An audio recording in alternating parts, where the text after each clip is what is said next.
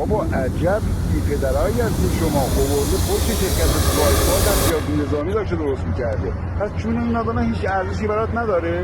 بابا دمت گرم ترامپ، دمت گرم واقعا. خوب دستی نگیر کردی. بزن تار ما روشون کن. War planning in Washington assumed the oil markets would barely blink. Iran had other ideas.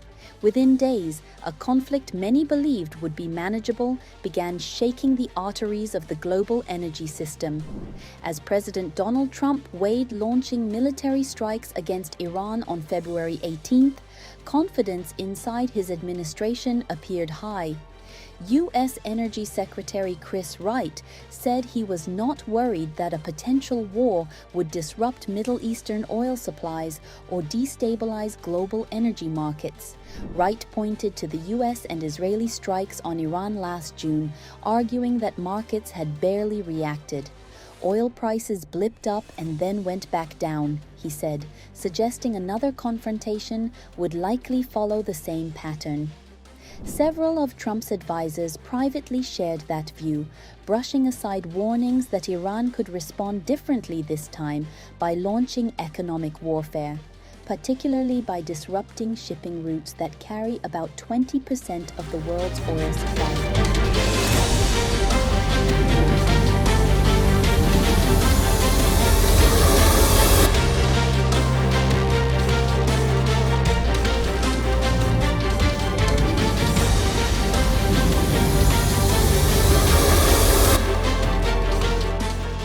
The past few days have exposed the scale of that miscalculation.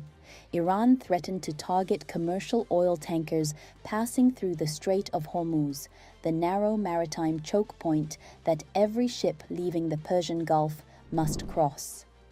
The mere threat rattled global markets, according to the New York Times. Commercial shipping in the Gulf has largely ground to a halt. Oil prices have surged, and the Trump administration has rushed to contain the fallout as rising fuel costs begin hitting American consumers, according to the New York Times. The episode illustrates how deeply Trump and his advisors misjudged Iran's response to a conflict that Tehran views as an existential threat.